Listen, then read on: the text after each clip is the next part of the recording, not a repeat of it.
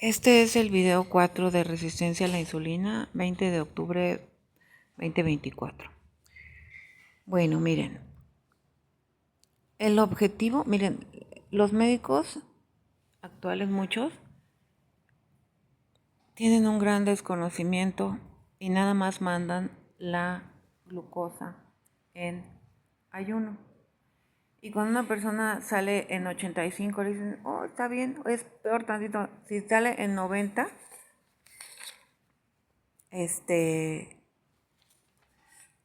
si sale en 90 miligramos por decilitro, le dice, pues está usted bien, sígale, adelante, siga su vida normal.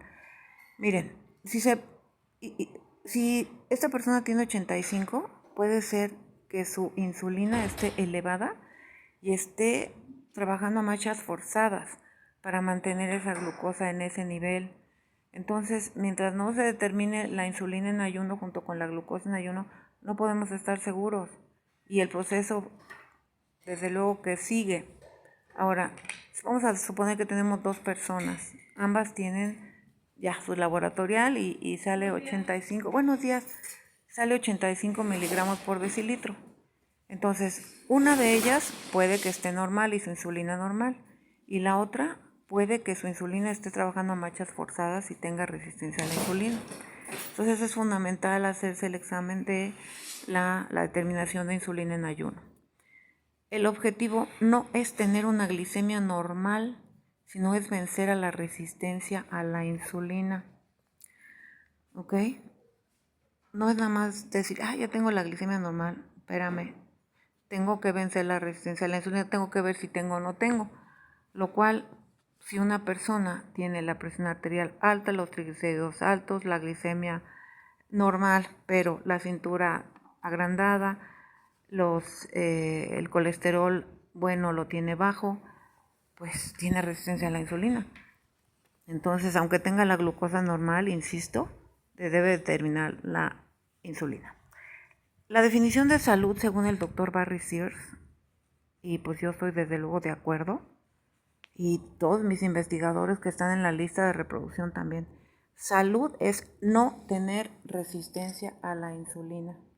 ¿Cómo quisiera que esto lo tocaran, después del himno nacional, en algún evento público del Zócalo, dijeran, salud es no tener resistencia a la insulina? Que todo el mundo se enterara, yo quisiera. Quien no vence a la resistencia a la insulina en ayuno y postprandial, o sea, después de comer, no evita el daño vascular, que es lo que mata al diabético. El daño vascular es lo que mata al diabético. Y quien no vence a la resistencia a la insulina en ayuno y postprandial no evita el daño vascular, que es lo que mata al diabético. En otras palabras, una persona diabética que no tenga un examen de insulina normal está en riesgo de daño vascular y de morir. Entonces, tenemos la conexión de la resistencia a la insulina y la diabetes tipo 2. Es que la resistencia a la insulina ha ido ya tan lejos que ahora ya no puede controlar a la glucosa en sangre. Y lo mismo se puede decir para el cáncer. La conexión entre la resistencia a la insulina y el cáncer es que la resistencia a la insulina ha ido demasiado lejos que ahora ya no puede controlar a la glucosa en sangre y de ahí a la insulina en sangre y de ahí el daño devastador que produce todo este caos metabólico y de inflamación que conduce al cáncer. Por lo tanto, quien no vence la resistencia a la insulina nunca se va a curar de cáncer. Aunque una persona se someta a una cirugía, vamos a decir que tiene cáncer de seno o cáncer de testículo. Si esas personas les extirpan estos órganos, el seno o el testículo, y no le determinan la resistencia a la insulina, y no determinan que esté baja, o sea, si no se lucha por bajarla, esa persona sigue teniendo el riesgo de resistencia a la insulina y de producir un cáncer, un secundario u otro primario. Esto es fundamental. Y en cancerología, pues hasta donde yo sé a nadie le dicen esto. Así está ahorita la información de carente en los médicos, aún los especialistas. Pero ustedes, por favor, créanme a mí, por favor, y aparte indaguen y vean. Indaguen, indaguen, indaguen. Por eso está el Google, por eso está el YouTube, por eso están los artículos médicos. Pero si tienen mucho, es decir, si tienen poco tiempo, pues créanme a mí, por favor. Entonces así podemos decir de todas las enfermedades. La conexión de la resistencia a la insulina y la artritis, o la conexión de la resistencia a la insulina y el Alzheimer, o la conexión de la resistencia a la insulina y cualquier tipo de enfermedad. No se va a quitar si no quitamos la resistencia a la insulina, y significa que esta resistencia a la insulina ha ido tan lejos que ya no puede controlar la glucosa y la insulina misma. Por lo tanto, hay que enfocarnos en la secreción de la insulina, no en la glucosa tanto, sino en la insulina. La resistencia a la insulina, o sea, la insulina circulante en exceso, es lo que mata al diabético. Los receptores de insulina en el miocito, o sea, en la célula muscular, y en el adipocito, o sea, la célula grasa, son equivalentes. Por eso, en la recomendación que dice la diosa de la glucosa, después de que uno come, en general, pero especialmente carbohidratos, hay que caminar 15 minutos, 20 minutos para que esa glucosa se meta en el músculo y no que se vaya al hígado, o peor tantito, que se vaya al abdomen. Entonces, repito, son equivalentes estas células. Entonces, siempre hay que caminar después de comer. Luego, la insulina circulante unida al receptor es antiinflamatoria. La insulina libre es inflamatoria, pues en sí misma produce sustancias inflamatorias, como ya vimos, los eicosanoides de la serie 2, que son protrombóticos, proinflamatorios y procancerígenos, prodivisión exagerada de las células. La obesidad es el factor de riesgo número 1 para diabetes mellitus tipo 2, porque el adipocito produce sustancias inflamatorias que van al páncreas y dañan al mismo páncreas, y entonces lo hacen insuficiente. La obesidad es el factor número 1 de riesgo para diabetes mellitus tipo 2, porque el adipocito produce sustancias inflamatorias que van al páncreas. Pues lo voy a repetir otra vez. La obesidad es el factor de riesgo número 1 para que se produzca la diabetes mellitus, porque el adipocito produce sustancias inflamatorias que van al páncreas.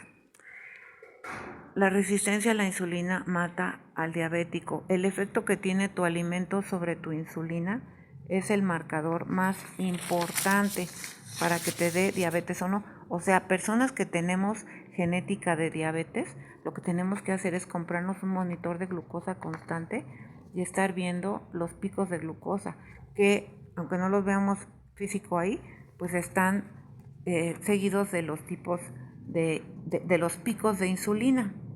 ¿Sí? Bueno, ahora vuelvo a repetir, si tu glucosa en ayunas sale normal, tú no sabes qué tan duro está trabajando tu páncreas para mantener esa glucosa a nivel normal. Por eso de ahí lo fundamental del análisis de la insulina en ayuno. Quien tiene prediabetes, o sea, quien no se le ha diagnosticado la glucosa elevada, que es la definición de diabetes, tiene cualquier cosa. O sea, prediabetes es igual a precáncer, a pre-Alzheimer, a preesclerosis múltiple, a artritis, a precardiovasculares, a lo que sea. Entonces, porque ya sabemos que la insulina le da de comer a la célula y le dice qué hacer con esa energía. La glucosa es importante, pero la insulina es mucho más importante. Cuando una persona tiene mareos o peor desmayos, es el primer síntoma de la hiperinsulinemia hipoglicemiante, o sea, la hipoglicemia hiperinsulinémica, es decir, que se baja la glucosa a expensas de una subidota de insulina. Entonces, cuando alguien come y se marea o se desmaya, es lo primero que se va bueno, no lo primero, pero es de lo primero que se va a suceder si le va a dar diabetes a esta persona. La disfunción eréctil, en vez de estar tomando viagras y demás, necesitan ver que ya es un problema de la hiperinsulinemia. Una persona que tiene disfunción eréctil, un hombre, tiene que determinarse la insulina en ayuno. Y entonces tenemos, miren, hay una cosa que se llama síndrome metabólico, que es cuando se presentan, dicen que 3 o más de estos, yo digo que con uno ya sabemos, porque miren, el síndrome metabólico o resistencia a la insulina es lo mismo. Entonces miren, si aumenta la presión arterial más allá de 130/80, si los triglicéridos aumentan más allá de 150,